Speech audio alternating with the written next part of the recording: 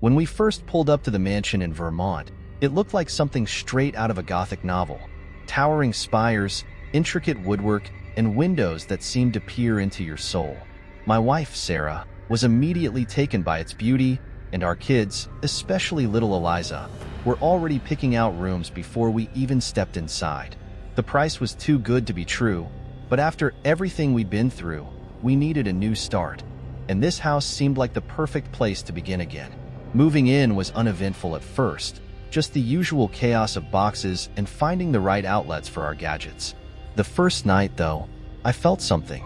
I couldn't put my finger on it, but there was an unsettling heaviness in the air, like the house was holding its breath. I brushed it off, telling myself it was just the unfamiliar surroundings.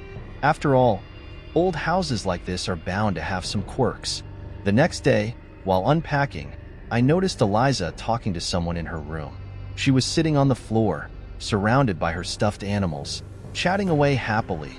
I figured she was just playing, so I asked, "Who are you talking to, sweetie?"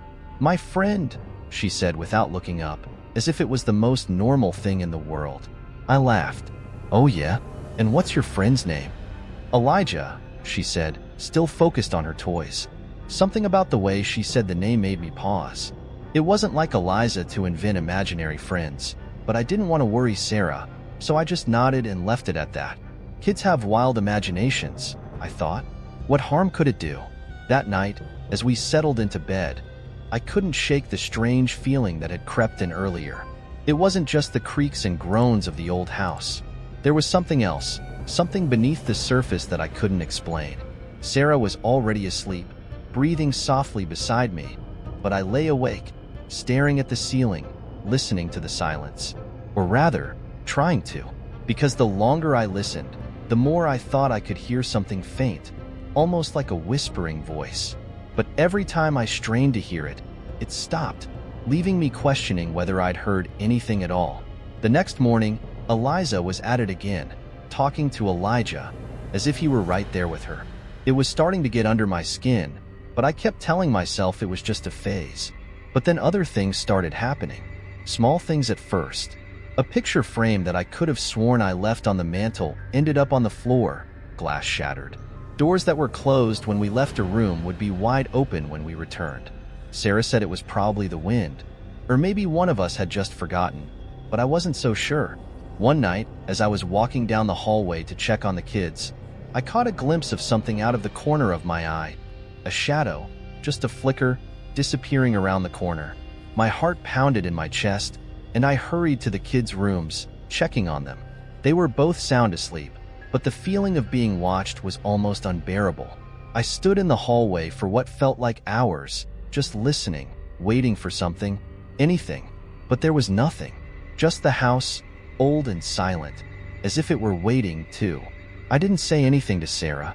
I didn't want to seem paranoid, but I knew something was off. And whatever it wasn't going to stay hidden for long. The days that followed were filled with a growing sense of dread that I couldn't shake, no matter how hard I tried to rationalize it. It wasn't just the strange occurrences. It was the way the house seemed to change, subtly but unmistakably, like it was alive and aware of us. The air inside felt thicker, heavier, like it was pressing down on us. Even Sarah, who had been so excited about the move, was starting to seem uneasy, though she didn't say it outright. One night, after I had tucked the kids in, I was heading downstairs when I heard it again. Those faint whispers. This time, there was no mistaking it. The sound was coming from the hallway, low and insistent, like a conversation just out of reach. My skin prickled as I strained to listen, trying to make out the words.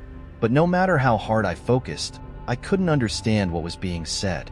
It was like the voices were just on the edge of my perception, enough to drive me mad with curiosity and fear.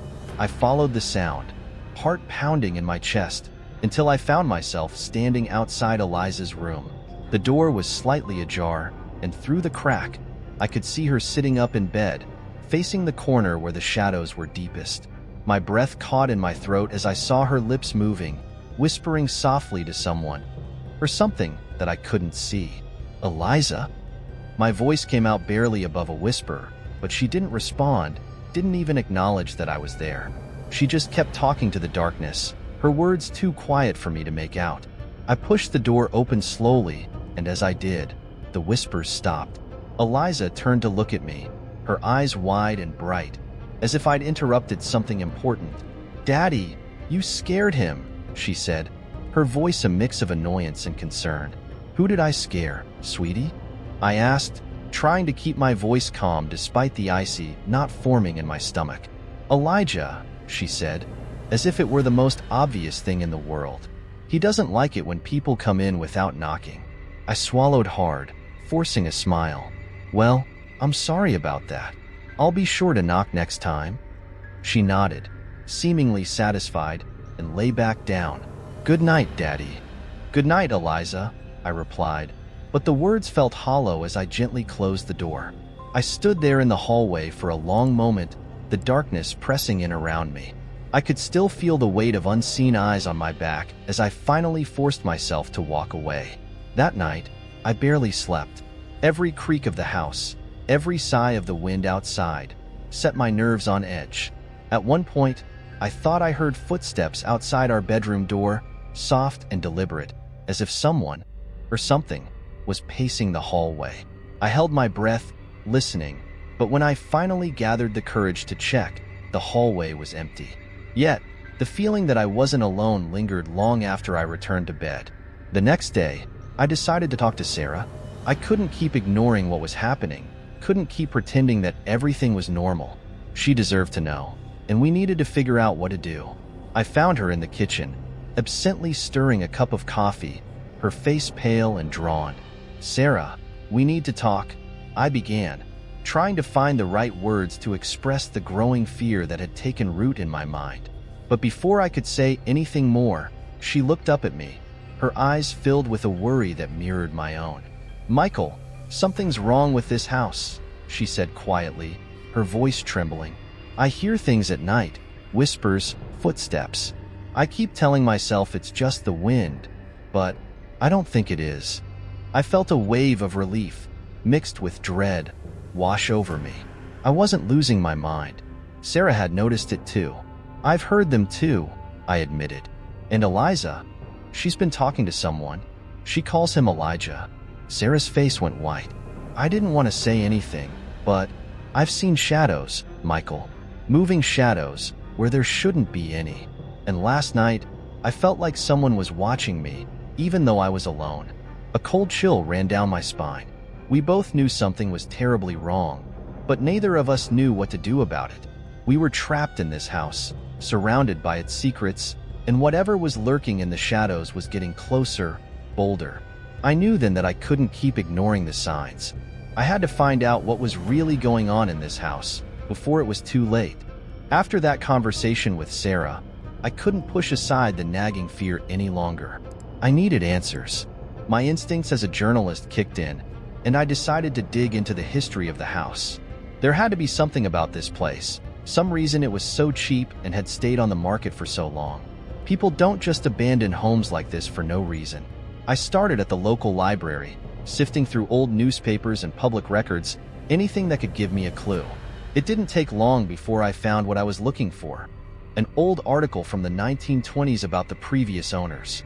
The headline read, "Tragedy Strikes at the O'Connell Mansion."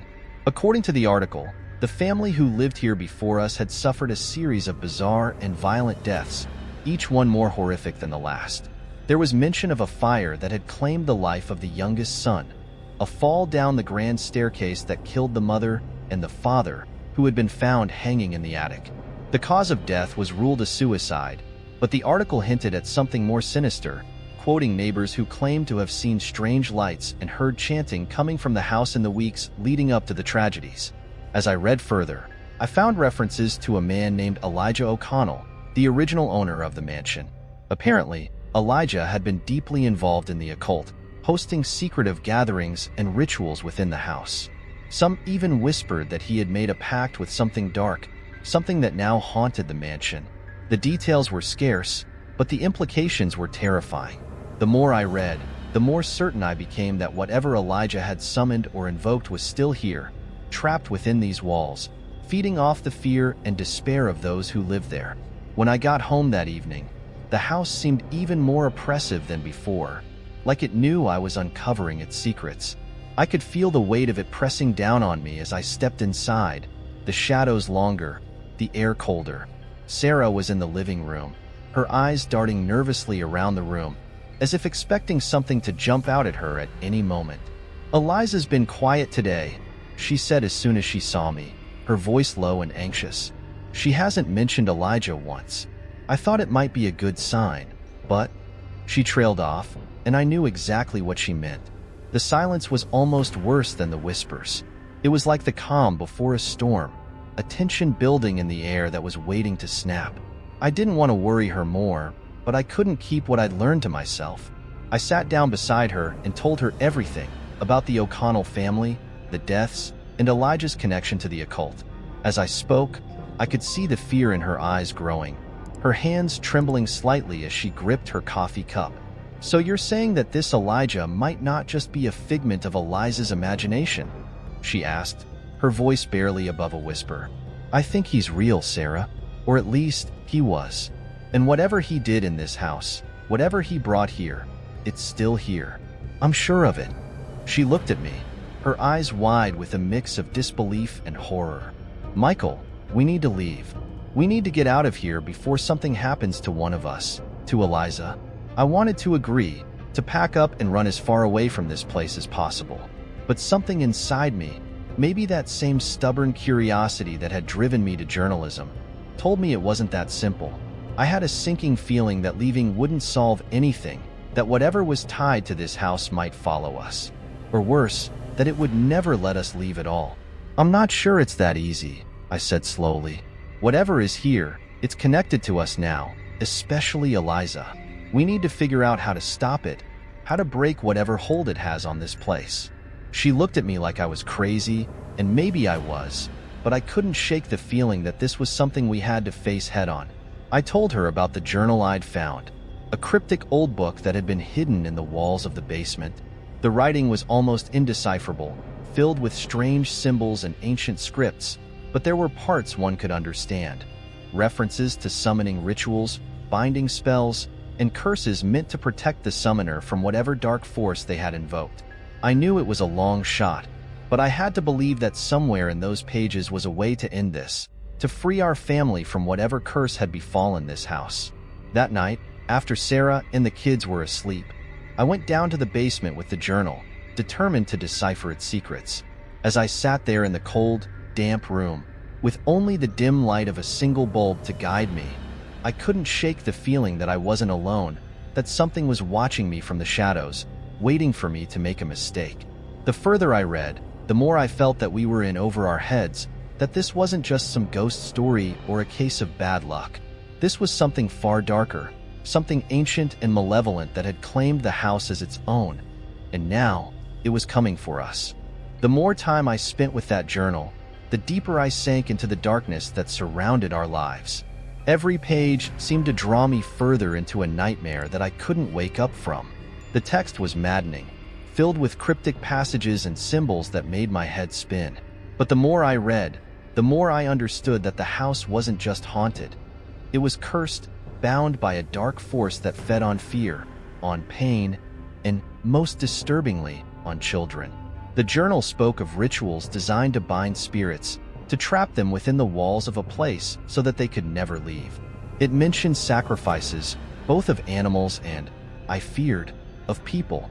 The more I read, the more I realized that Elijah O'Connell had been desperate to control whatever he had summoned. But in his arrogance, he had only made things worse. The spirit, or whatever it was, had turned on him, consuming him and his family in a cycle of death and despair.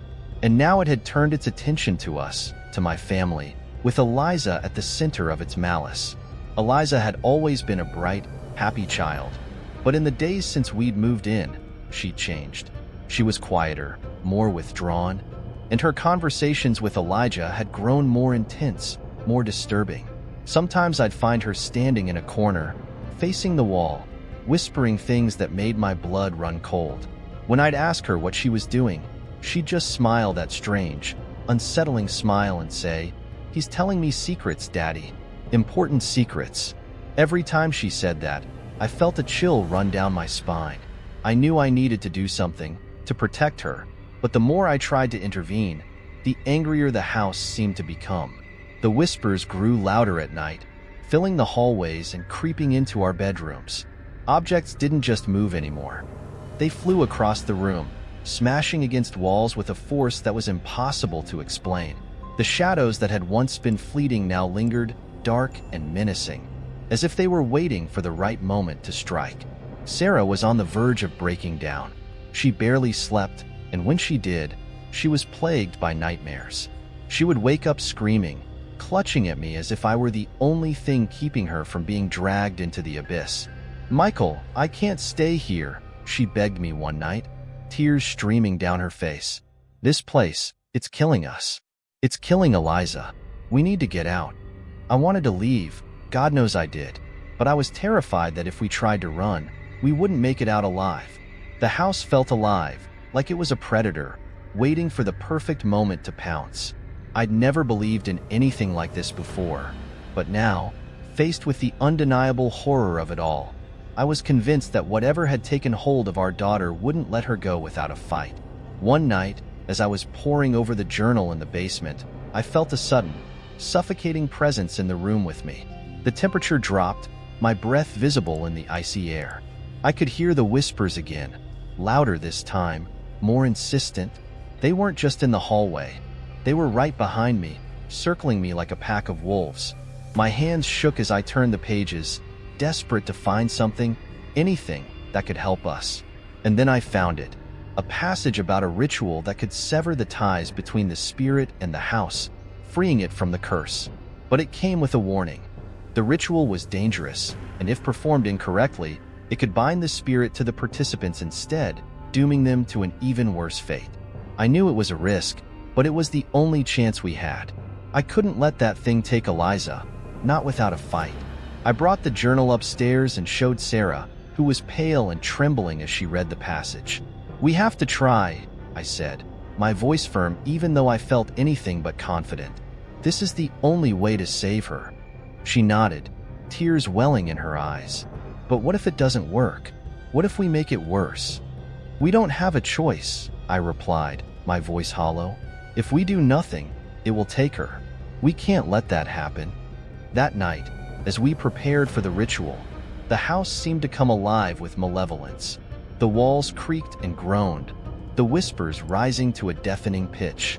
Eliza was restless, pacing her room and muttering under her breath. The atmosphere was electric with tension, as if the house knew what we were planning and was determined to stop us.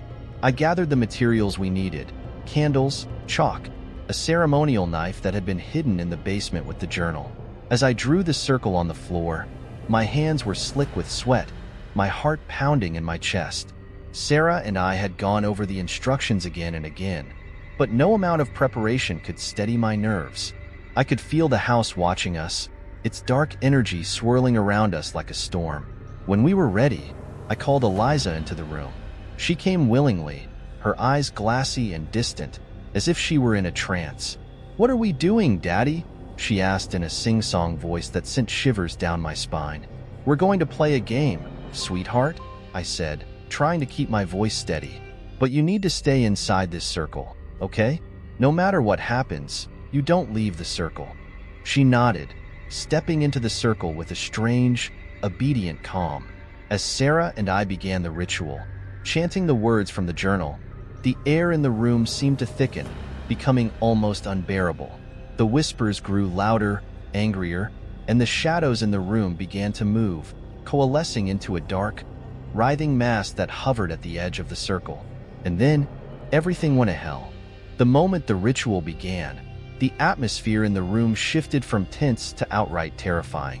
The temperature plummeted, and the flickering candle flames grew dim, as if suffocated by the darkness that crept in from every corner. The shadows that had been lurking at the edges of the room suddenly surged forward, crashing against the invisible barrier of the circle like a wave of pure malice. Eliza stood in the center of the circle, her expression disturbingly serene as the chaos erupted around her. Her eyes, which had been glassy and distant, now seemed to focus on something unseen, something just beyond our perception. She tilted her head slightly, listening intently, as if receiving instructions from an unheard voice. Sarah's hand trembled in mine as we continued to chant, our voices strained with fear. The words from the journal felt alien on my tongue, ancient and powerful, but I forced myself to push through the dread that threatened to choke me. We had to finish this, had to break whatever hold this spirit had on our daughter. But the house had other plans. The whispers that had haunted us for weeks now rose into a frenzied chorus, a cacophony of voices speaking over one another, filled with anger and pain. The shadows, no longer content to simply observe, began to take shape, forming grotesque figures that clawed at the air, reaching for us with twisted, inhuman hands. One of the shadows slammed into the barrier, the impact so strong that the entire room seemed to shudder. The candles flickered violently, and I felt the circle waver, the protective barrier growing weaker by the second.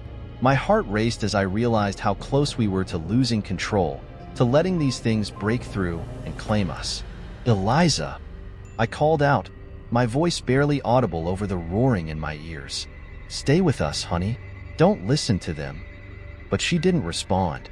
She just stood there, her head tilted back, eyes wide open and unblinking, staring at the ceiling as if transfixed by something only she could see.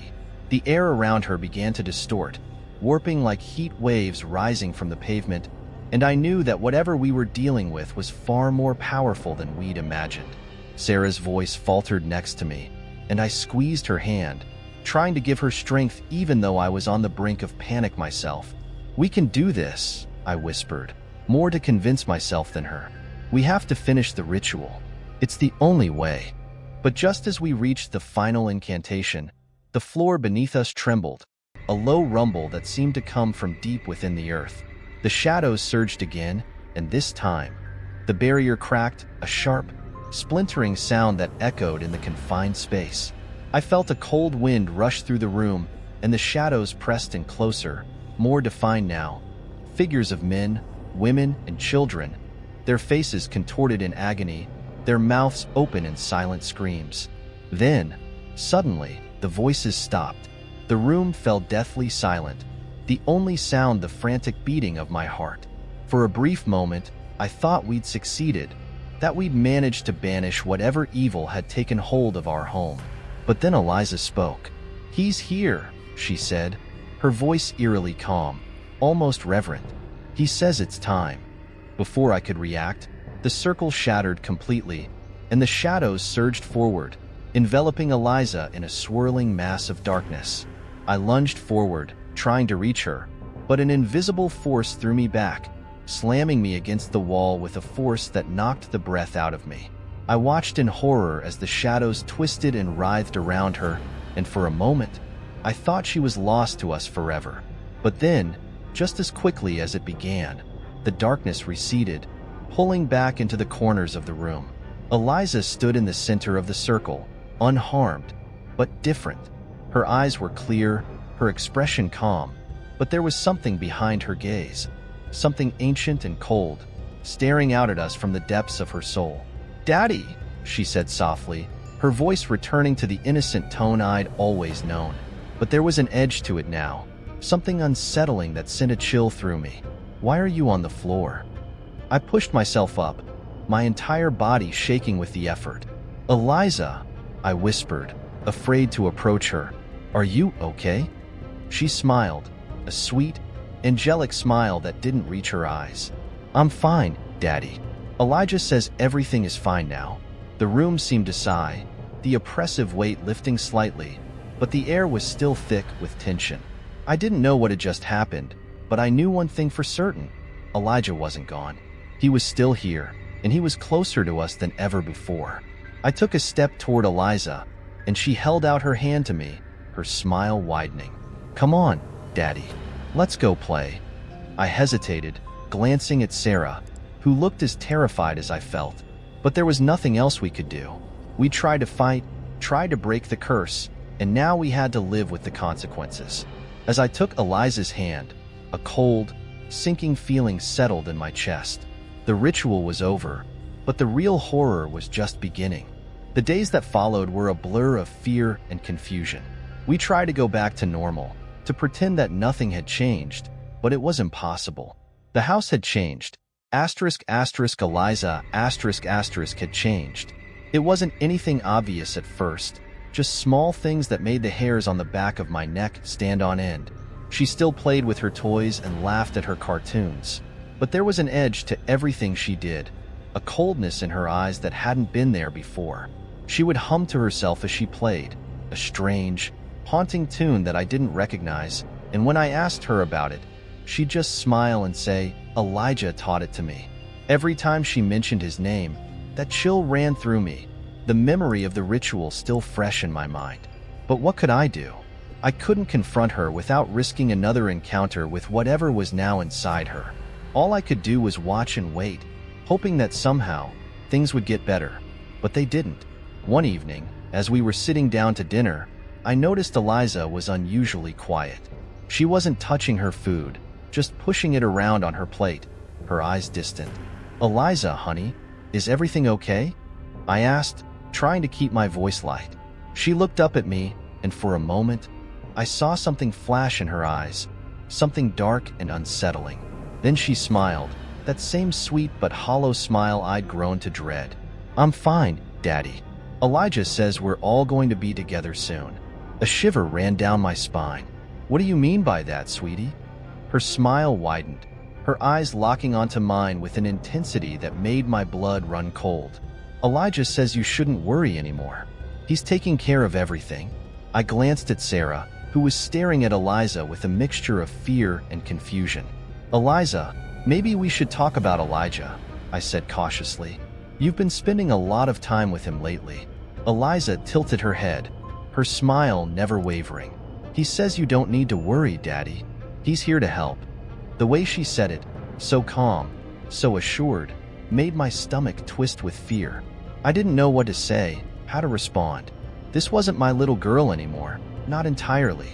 There was something else inside her, something that was growing stronger every day. That night, after we put the kids to bed, Sarah and I sat in the living room, the silence between us heavy and oppressive. We both knew we couldn't keep going like this, but we were too afraid to confront the truth of what was happening. Finally, Sarah broke the silence. "Michael, we need to get help. We need to bring someone in, a priest or a psychic, someone who can deal with this." I nodded, the weight of her words settling over me like a lead blanket. "I know, but who? Who's going to believe us? And even if they do, what if it makes things worse? We can't just sit here and do nothing," she insisted, her voice trembling. "Eliza, she's not the same, Michael. I'm scared for her. I'm scared for all of us." I reached out and took her hand, trying to offer some comfort even though I felt just as lost as she did. "I'll make some calls tomorrow. We'll find someone. We'll fix this." But deep down, I wasn't sure if it was possible. Whatever had taken hold of our daughter wasn't going to let go easily. It was too powerful, too deeply rooted in the history of this house. The thought of leaving crossed my mind again, but I knew that wasn't an option. Elijah, or whatever he was, wouldn't let us leave. We were trapped, caught in his web, and the only way out was to face him head-on. The next day, I began making calls, reaching out to anyone who might be able to help. I spoke with priests, mediums, paranormal investigators, anyone who had experience with the kind of darkness that had taken over our lives.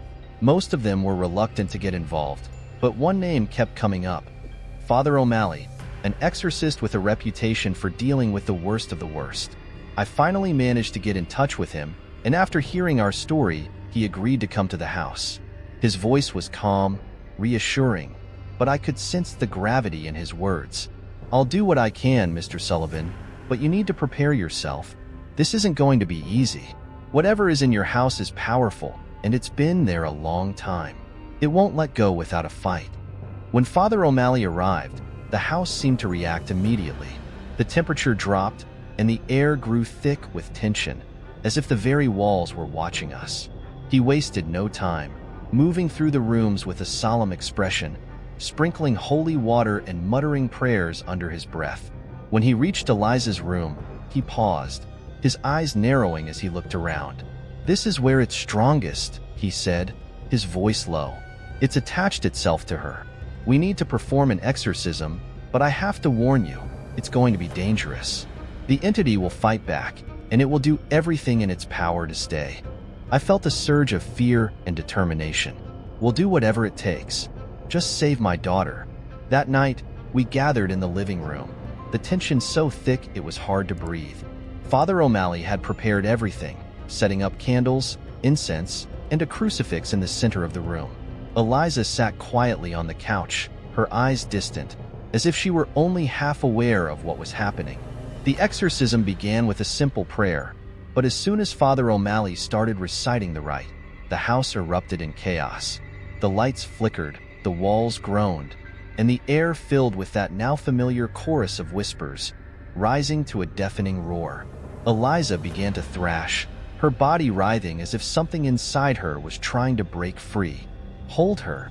Father O'Malley shouted over the noise, and I rushed forward, grabbing her arms as she twisted and fought against me. Her strength was unnatural, far beyond anything a child should possess, and I struggled to keep her still. As the exorcism continued, the shadows in the room seemed to come alive, swirling around us like a storm. I could see faces in the darkness, twisted and grotesque, their eyes burning with hatred. The whispers turned to screams, and I could feel the house itself shaking, as if it were about to tear itself apart. Then, with a final, ear-piercing shriek, the shadows were sucked back into the walls, and the room fell silent. Eliza went limp in my arms, her breathing shallow but steady.